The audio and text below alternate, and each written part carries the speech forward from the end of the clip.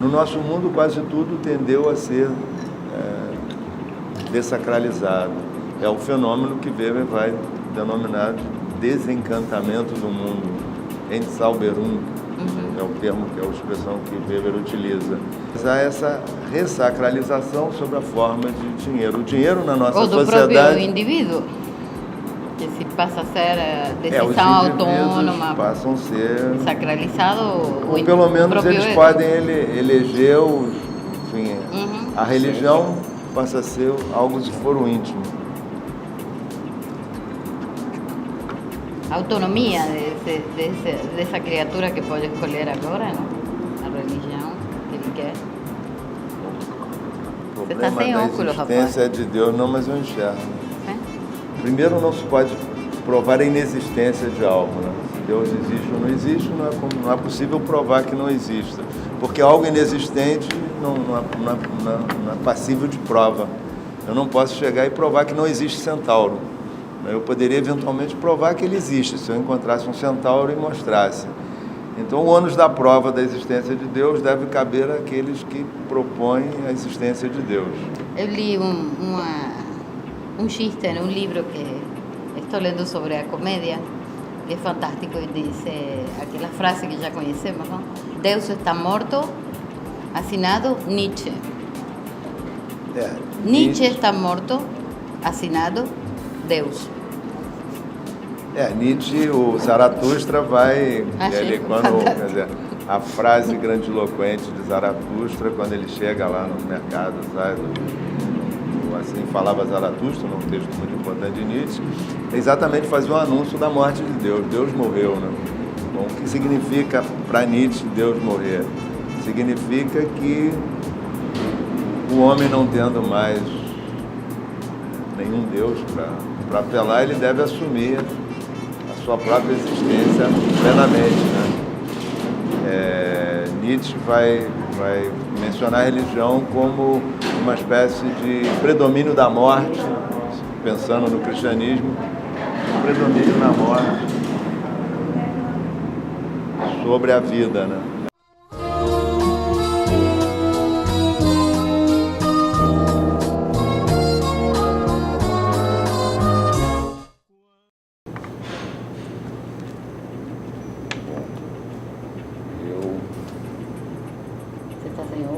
Mas eu sem óculos, mas eu de longe não enxergo. Essa carne desfiada, carne seca, ela é dura ou fica bem molinha? Pronto. É sagrada. É sagrada. É prato sagrado. Prato sagrado.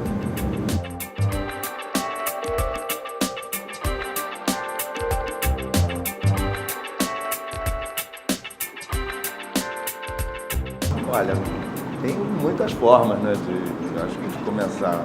Enfim, é um tema vasto.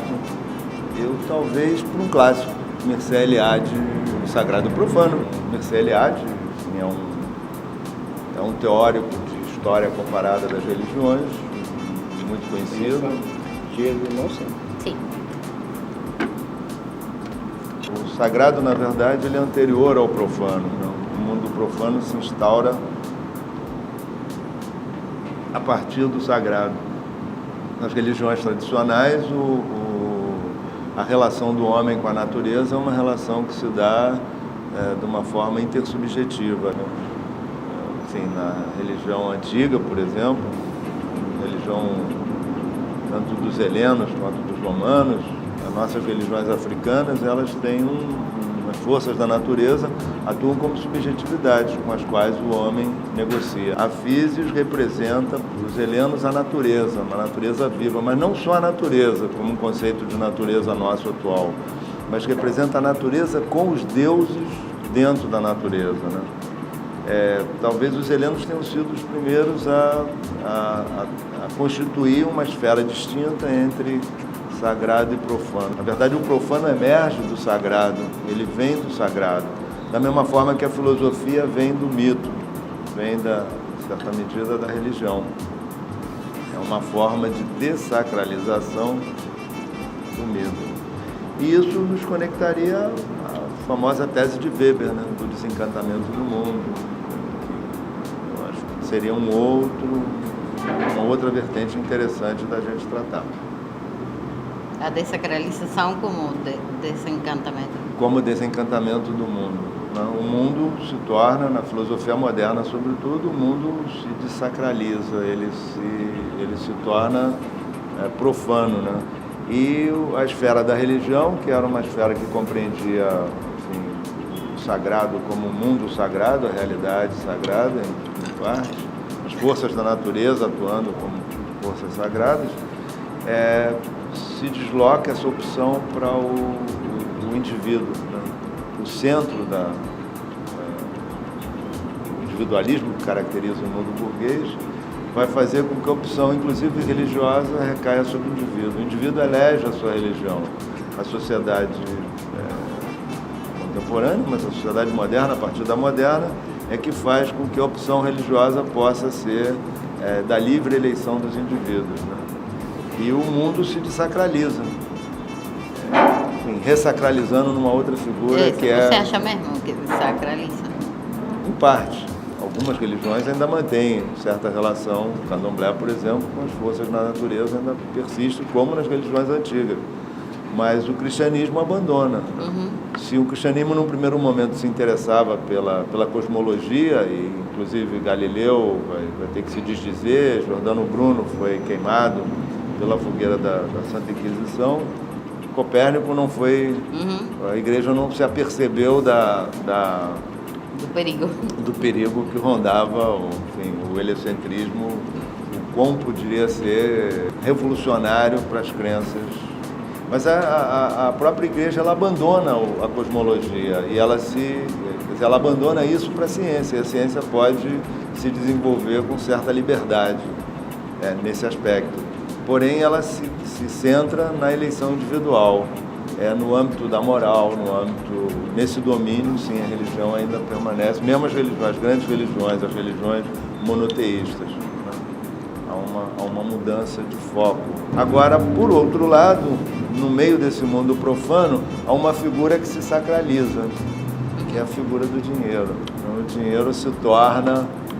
O dinheiro, digamos, ele tem a mesma ambivalência constitutiva do sagrado. Ele pode ser benfazejo ou malfazejo. Há uma relação ambivalente. O sagrado, se a gente fizesse isso que o Mircea Eliade vai dizer, uma espécie de ontologia do sagrado, que é o ser do sagrado, o ser do sagrado seria muito mais cheio de determinações do que o ser do profano. Por exemplo, um pedaço de pão profano, um pedaço de pão que eu como, eu não tenho maiores cuidados com ele. Mas se na missa ele for consagrado, né, na missa católica, ele se transfere, né, se transforma por um processo chamado transubstanciação no corpo de Cristo. Beijávamos o pão para jogar no lixo, se a gente for jogar o pedaço de pão duro. Porque ele ainda guarda algo do corpo de Cristo, enfim, como pão, puramente pão, ou uma galinha num terreiro, num galinheiro, ela é uma galinha profana, não merece muitos cuidados. Mas se ela está numa oferenda, enfim, num bozó, algo assim, ela é uma oferenda aos deuses, então ela tem outro sentido, porque ela aí será um alimento dos deuses, e não um alimento humano. Você vai retomar sua parte maldita? O Jorge Bataille seria um autor... Seria ótimo, né? Seria um autor interessante para abordar. Mas eu acho que uma questão central do mundo contemporâneo, do mundo moderno, é justamente, primeiro, a desacralização que Weber, né, aponta, né, a desmagificação da natureza, enfim, do mundo. Mas, por outro lado, há um processo que esse sim Weber não desenvolve, e eu acho que aí Marx é o autor que nos mostra, né, através da teoria do fetichismo da mercadoria, etc., mas que é o fato de que o dinheiro se torna um ente sagrado. Né? O dinheiro, ele na verdade, é cultuado. Né? As pessoas, todo esse rebuliço com bolão, né, ou com jogo, né?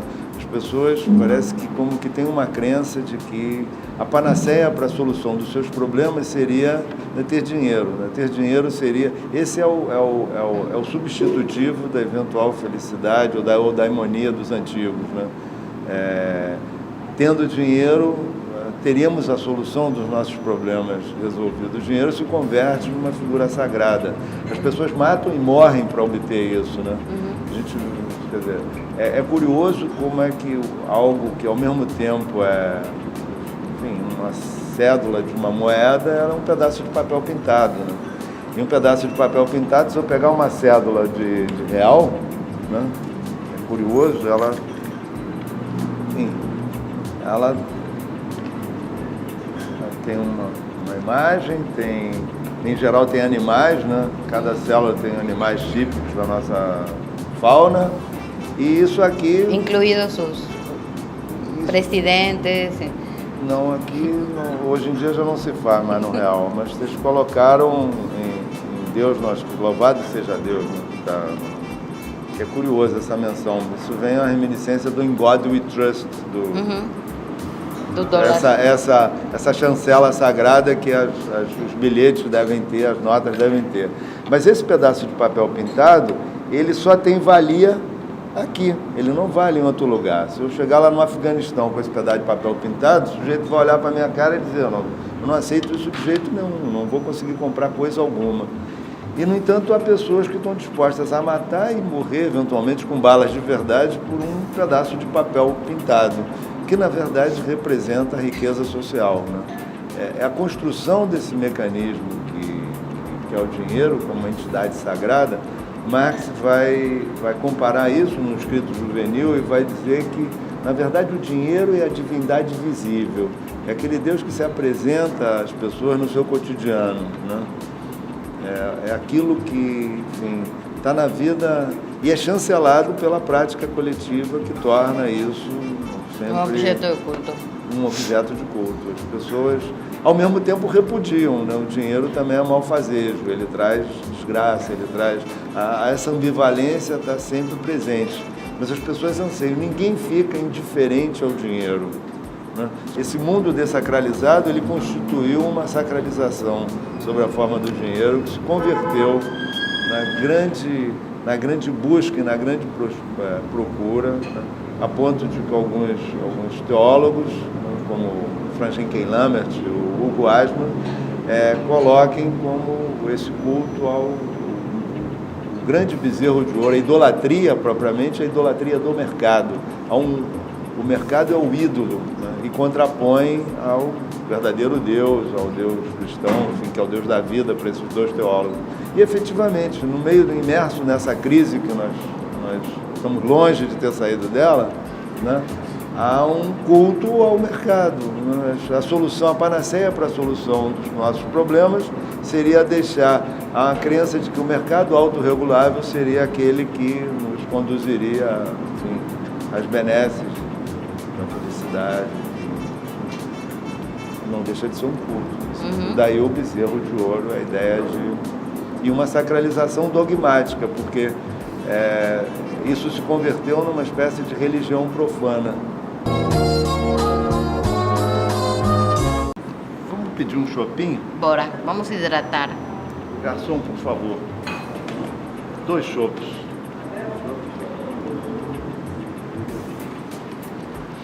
Achei muito bacana que trazer assim o dinheiro, porque, aliás, qualquer objeto assim mundano que podamos trazer como exemplo para ilustrar o sagrado e o profano, acho bom. Você sabe que Benjamin chamava isso de iluminação profana. Iluminações profanas quando você toma objetos do cotidiano, do mundo, e pensa o sagrado a partir desses objetos mais do cotidiano, não? Acho que isso dá a chance de pensar o sagrado mais que como substantivado, pensá-lo como operação. A operação de sacralizar ou desacralizar algo. Algo assim, em movimento, não? Acho que essa é um pouco a tentativa de Freud. Freud tem um capítulo do texto dele, Totem e Tabu, que chama o tabu e ambivalência de sentimentos, que acho que aponta isso que tu trazias, não? Dessa ambiguidade, dessa duplicidade. Tem outra referência que é bem bacana para a psicanálise, que é este filósofo Benveniste. Você diz, o profano nasce do sagrado. Benveniste traz os dois à cena na mesma hora, como se não pudesse existir um sem o outro, como se houvesse um binarismo no sagrado e profano que faz com que os dois nascem ao mesmo tempo. E acho que essa é um pouco a ideia de Freud, como se fosse uma operação de segregação, onde eu vou delimitar um território, isso aqui é o sagrado, o que fica fora desse território é o profano, e o próprio ato de marcar esse corte seria o que fundamenta o tabu. A gente toma Benveniste como a pista, porque ele traz tantos significados da palavra sagrado em latim como em grego. E me lembro que separa o sacer, o outro termo é sanctum, de onde vem a palavra sanção, o que sanciona. Este é o limite do sagrado. E o profano, profanum, parece que é no latim. 3 palavras que significam o sagrado. Não tem uma única significação, senão essas 3 possibilidades. E acho que Freud toma isso para mostrar que o tabu, a definição de tabu em Freud, é tanto o sagrado, qualquer ou pessoas, ou lugares, ou estados de ânimo. Obrigado. Experiências. Vida como sagrado. Exato. Por exemplo, a experiência musical. Freud reconhecia um caráter sagrado da experiência musical e ele achava que ele era profano em relação a isso, que ele não conseguia ter esse sentimento oceânico de êxtase com a música. Mas digamos que é indiferente. Qualquer experiência, qualquer objeto, qualquer lugar pode vir a virar sagrado, toma essa significação de sagrado. Marcelo, o sentimento oceânico, explique um pouco isso, que eu acho isso tão interessante no pensamento de Freud, essa ideia desse sentimento oceânico, essa coisa que nós somos pequenininhos diante de um mundo vasto. O sentimento oceânico seria uma espécie de plenitude quando você consegue se sentir rodeado de algo. A mãe, não? Para Freud era a referência fundamental. Qualquer coisa que pareça com ventre materno daria esse sentimento oceânico. Mas em Freud a religião ela é um pouco associada à imaturidade, ou à falta de desenvolvimento pleno do indivíduo. Ele se proteger com uma crença, claro, que considera, enfim, mas seria como um suplemento, já que nascemos faltosos, digamos assim. Depois isso vai tomar mais consistência, porque vai se seguir um biólogo chamado Bolk, que traz esta teoria de que o ser humano nasce prematuro, que as fibras nervosas não estão suficientemente mielinizadas, por isso a gente nasce com o crânio aberto, porque ainda ele tem que desenvolver e depois ele fecha.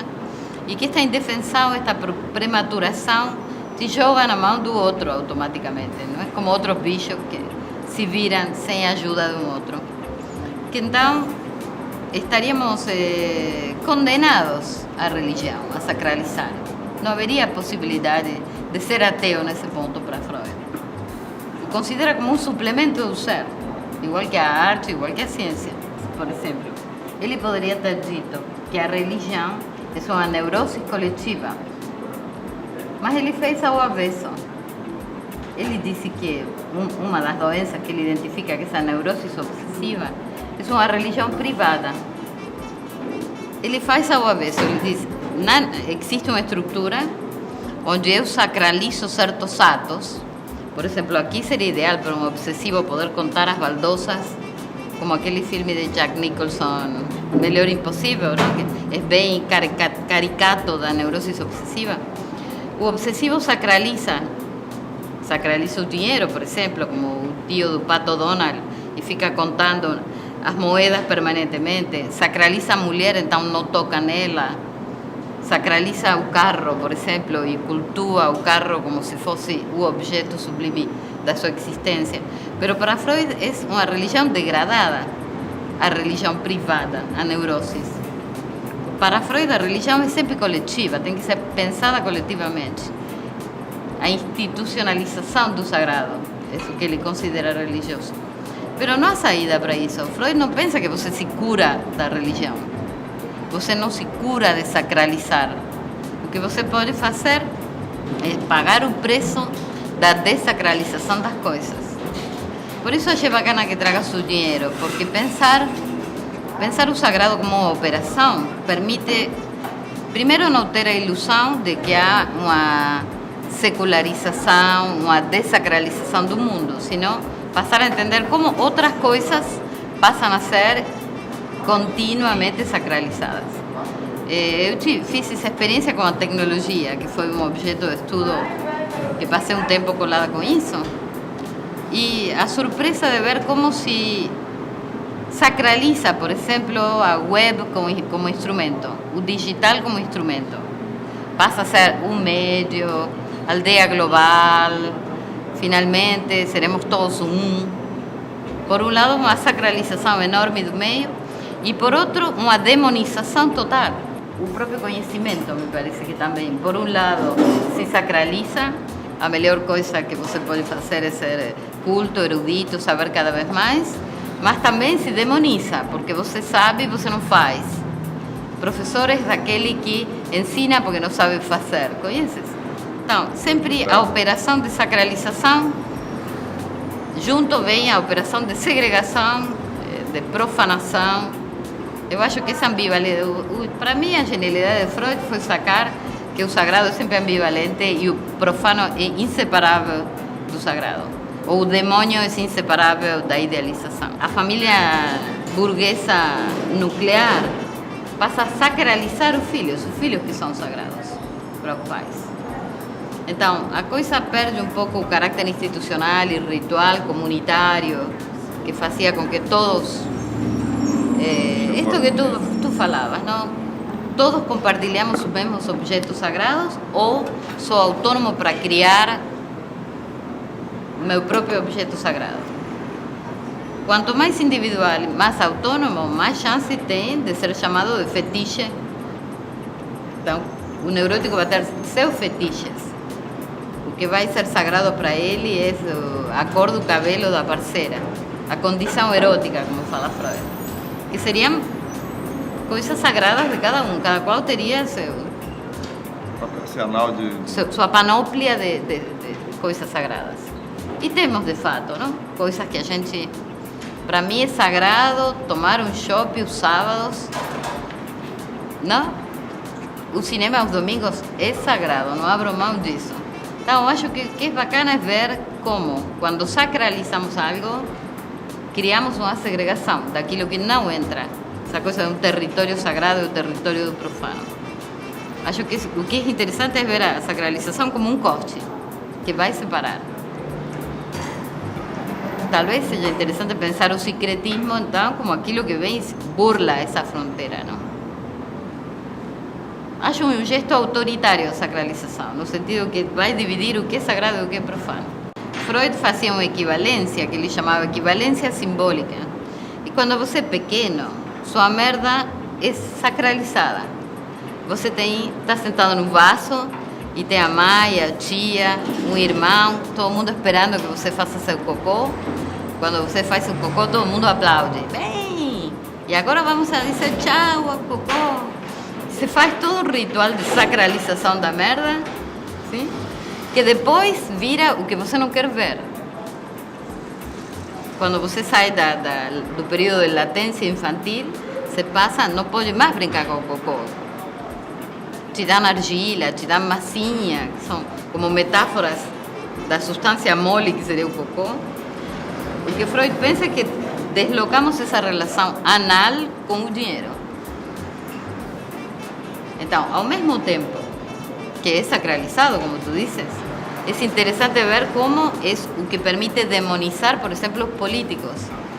Como a gente insulta um político. Ciência fato certo.